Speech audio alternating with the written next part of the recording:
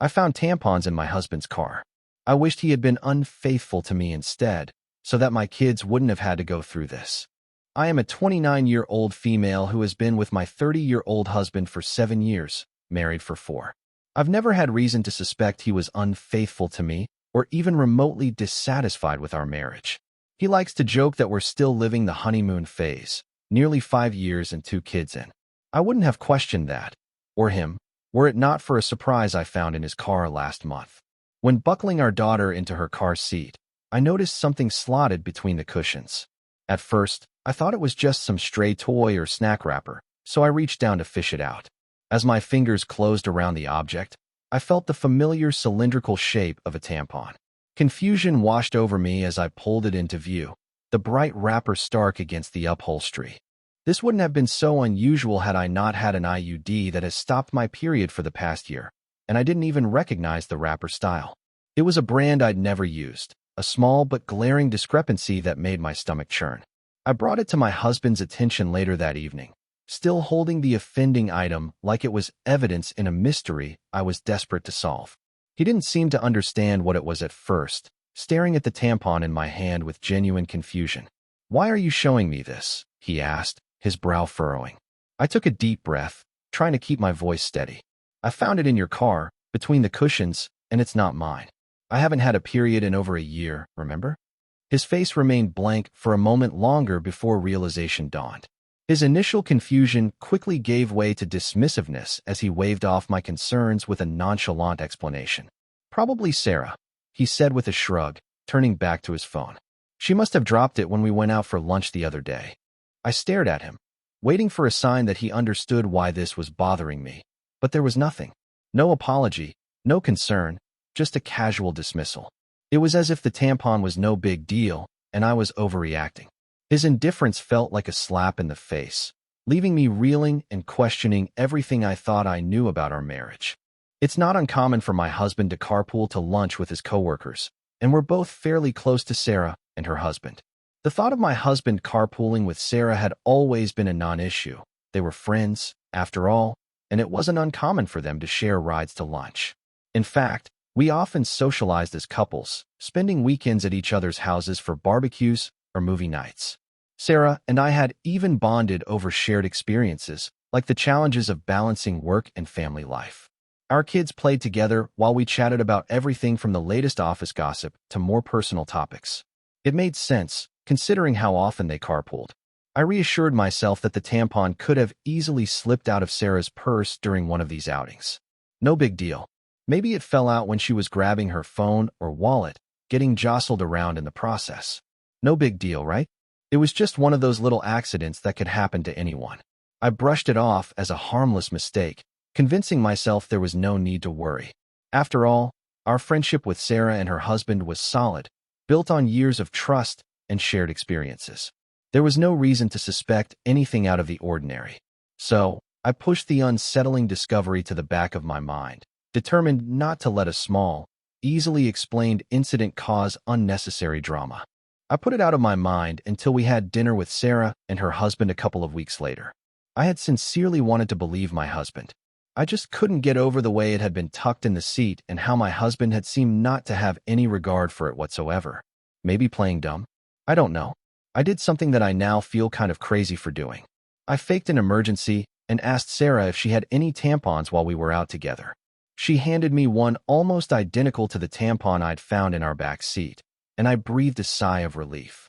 So, there was probably the same tampon here, and in all likelihood, there was an innocent explanation as to why it had been left in the back seat in the first place.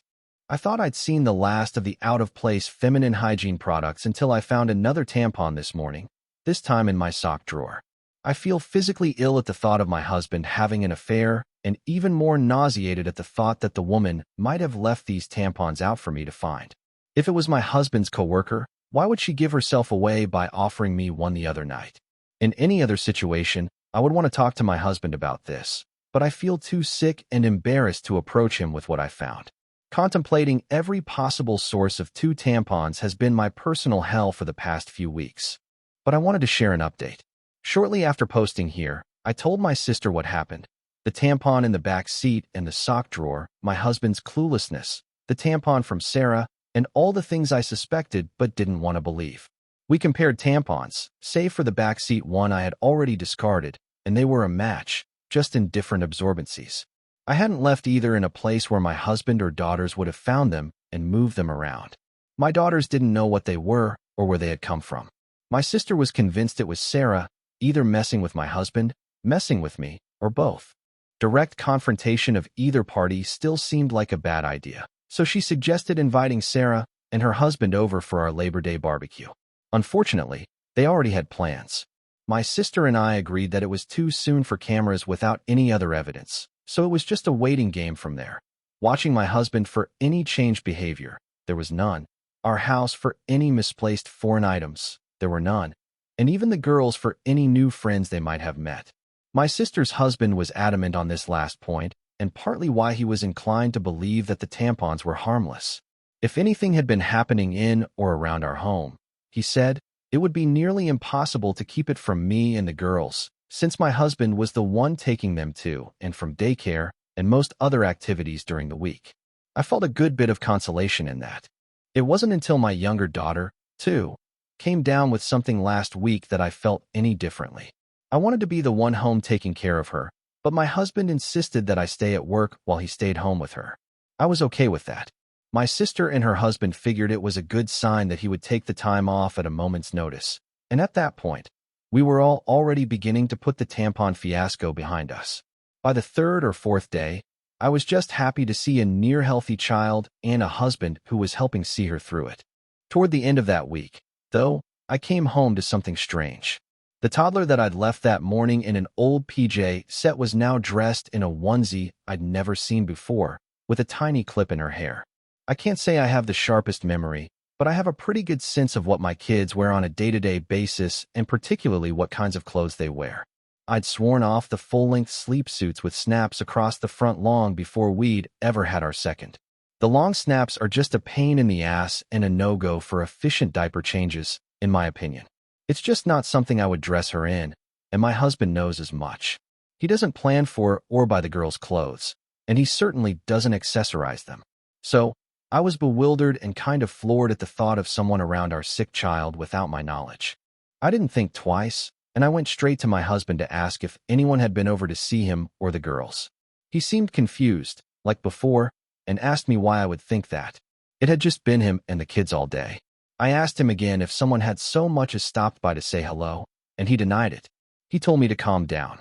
I might have lashed out and come forward with the accusations right then and there, but our older daughter was in the room, and she sensed something was up. In a calmer voice, I asked him a third time if anyone had been around our children, and my husband swore that the girls hadn't been around anyone but him. He also denied buying new clothes or doing anyone's hair. With our daughter in the room and my emotions all over the place, I decided to leave it. I couldn't make sense of it then, and it hardly seems clearer now after I've driven myself half crazy with explanations that aren't adding up.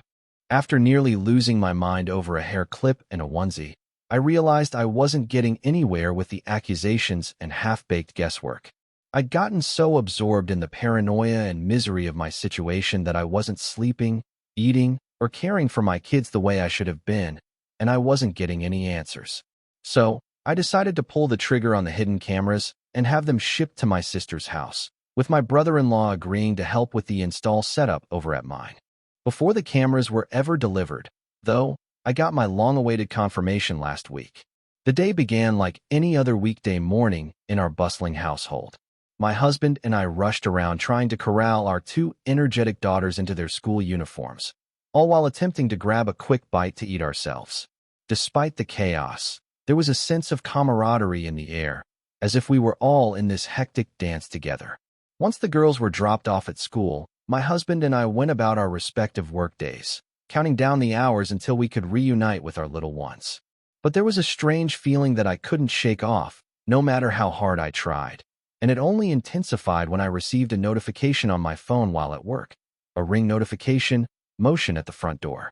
I clicked on the video clip, half expecting to see the usual delivery person or neighbor passing by, but what I saw left me stunned. There on my doorstep was a young woman leading my daughter into the house, hand in hand, with my husband and other daughter close behind them. My heart hammered in my chest as I watched, my mind struggling to comprehend what I was seeing. The girls were supposed to be in daycare, and my husband was at work. The woman, as far as I knew, was living 2 states away with a court order keeping her there. Yet here she was, in our home, with my husband and children. A wave of panic washed over me as I scrambled to make sense of the situation. Was this some kind of mistake, a misunderstanding, or was there something more sinister at play? I felt a knot form in the pit of my stomach as I realized that the answers to my questions might be far more troubling than I ever could have imagined. I stared at the screen in disbelief, the blood pounding in my ears as I watched the unthinkable unfold before my eyes. There on the footage captured by our Ring doorbell was a scene straight out of a nightmare. A woman I hadn't seen in years leading my youngest daughter into our home, hand in hand, with my husband and older daughter trailing behind them. The shock of the moment rendered me momentarily speechless. How could this be happening? The girls were supposed to be at daycare, and my husband at work. Yet here they were, entering our house with a woman I never thought I'd see again, my sister-in-law. My initial reaction was one of sheer disbelief, a desperate hope that there must be some kind of mistake, some innocent explanation for what I was witnessing. But as the reality of the situation sank in, a wave of anger surged through me like a tidal wave, threatening to consume everything in its path. With trembling fingers, I reached for my phone, my heart pounding in my chest as I dialed my husband's number. I needed answers, and I needed them now. But as the phone rang on the other end, there was no response. I immediately called my husband to ask him what the heck this woman was doing in our house. He didn't answer, so I texted it to him. Even in his stupidity, he probably realized he had messed up by going through the front door, knew I had gotten the Ring notification, and wanted to delay the inevitable. By the 5th or 6th subsequent call, though, he did pick up. The woman on the camera was my husband's sister.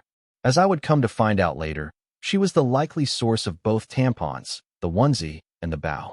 She is also registered as an individual with a history of abuse and a recovering addict who spent the better part of her adolescence and young adulthood coercing the silence of another one of my husband's family members after she had abused them. I hadn't seen or heard from her in years, and from the way my husband talked about her, I didn't expect I ever would. But here she was, in our house, with our children. It wasn't just the shock of seeing her after years of silence that left me reeling. It was the realization of what her presence in our home meant. My sister-in-law, fresh off another stint in rehab, was the last person I expected to find sneaking into our lives, especially under such clandestine circumstances. The gravity of the situation hit me like a ton of bricks.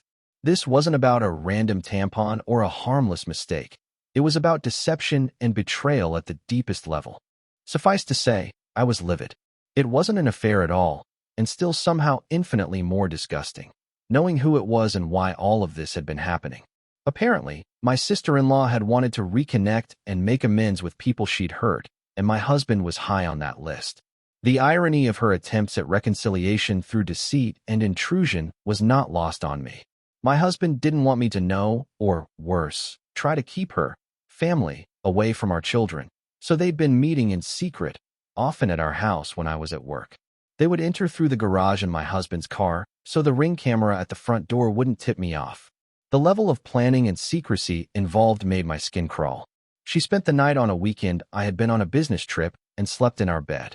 The very thought of her in our home, in our bed, made me feel violated. She babysat our girls on a night my husband told me he had dropped them off at his parents'. The casual way he had lied to me, the ease with which he had kept this secret, made me question everything I thought I knew about him. She bought the girls clothes and dressed my youngest in the onesie and bow that my husband had promised on his life I had dressed her in myself. The image of my daughter in that unfamiliar outfit, a tiny clip in her hair, now felt like a haunting reminder of the betrayal that had been unfolding right under my nose. And yet, when I turned to my husband for reassurance, for a glimmer of hope in the face of uncertainty, all I found was disbelief and denial. He brushed off my concerns with a casual shrug, insisting that it was all in my head, that I was overreacting to a series of harmless coincidences. My husband swore this was all in my head, the tampons, the onesie, the bow, and all the rest. He was perfectly content to watch me agonize for weeks over a woman he insisted didn't exist, shrugging off each progressively more unsettling discovery like it was news to him and telling me I was being irrational. He insinuated that I was experiencing postpartum depression 2 years after I'd given birth. For years later, I told him that one of my biggest fears for motherhood was to suffer from PPD like my mother had with me, to not be fully present for our babies and be left with a world of guilt and regret as they grew older. But as the weeks stretched into months and the truth remained stubbornly elusive, my patience wore thin, replaced by a simmering rage that threatened to consume me whole. How could he dismiss my fears so callously, to gaslight me into doubting my own sanity? How could he stand idly by as our family teetered on the brink of collapse? He told me I wasn't sleeping enough, that I missed the girls too much, that I needed to take a step back and reevaluate the state of my mental health. I gave him the benefit of the doubt because he was my husband and because no other version of events made sense. Now, after a month of this mind game, I have nothing to show for my trust but this pathetic situation and a lot of anger. My husband failed to explain himself when confronted. He stammered and stumbled over his words, offering half-hearted excuses that made no sense. He muttered something about trying to protect me from unnecessary stress, about his sister just wanting to make amends, but his words were disjointed and unconvincing. Each excuse was more implausible than the last, a desperate attempt to cover up the truth. His evasiveness only confirmed my worst fears. The man I had trusted and built a life with was now a stranger to me, hiding behind a facade of lies and deceit. I watched as he avoided eye contact, his shoulders slumped in defeat. The weight of his betrayal hung heavily in the air, a palpable presence that neither of us could ignore. There was no reasonable explanation for his actions or for the deceit that tainted our marriage.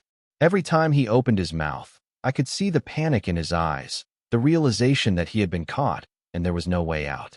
His silence on certain points spoke louder than any words ever could, revealing the depth of his dishonesty.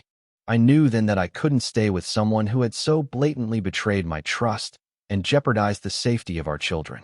The thought of my daughters being exposed to such toxic secrecy and manipulation was unbearable.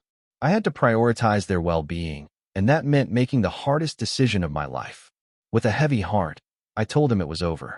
The look of shock and desperation on his face was almost pitiable, but it couldn't erase the damage that had been done. I walked away, determined to protect my children from any further harm. I decided to end the relationship and file for divorce. The decision was both heartbreaking and empowering. It was devastating to acknowledge that our 7-year journey together had come to such a bitter end, but it was also liberating to take control of my life and prioritize my well-being and that of my children. The divorce process was long and grueling. Each step felt like a new battle in an endless war. There were countless court sessions, each more draining than the last, where I had to relive the pain and betrayal over and over again. My husband fought me every step of the way, refusing to accept responsibility for his actions and attempting to paint himself as the victim. His determination to contest every detail made the process even more exhausting and emotionally taxing. In court, I detailed the discovery of the tampons, the hidden meetings with my sister-in-law, and the lies my husband had told to cover his tracks. I showed the ring footage, which captured her entering our home with my children, and provided testimonies from my sister and brother-in-law to corroborate my claims. However, the court needed more than assumptions about my sister-in-law's character. They required concrete evidence of her past and present behavior, which was not easy to obtain. Despite these challenges, I remained focused on the bigger picture. I emphasized my husband's deceit and the breach of trust, which were undeniable. The court recognized the complexity of the situation and the emotional turmoil it had caused. After months of legal battles and countless court sessions, the court ruled in my favor. I was granted primary custody of our daughters, with my husband receiving supervised visitation rights. The judge acknowledged the need for a stable environment for the children, considering the deceit and the potential risks involved. Looking back, this ordeal taught me several valuable lessons that I hope others can learn from. Trust is the foundation of any relationship, and once it's broken, it's incredibly difficult to rebuild. Always listen to your instincts. If something feels off, it probably is. Communication is key. Address issues head-on rather than letting them fester. Most importantly, Never settle for less than you deserve. My children and I deserve a life free from deception and betrayal, and I am committed to building that future for us. In your opinion, what do you think about this story? Please leave your comment below to let me know.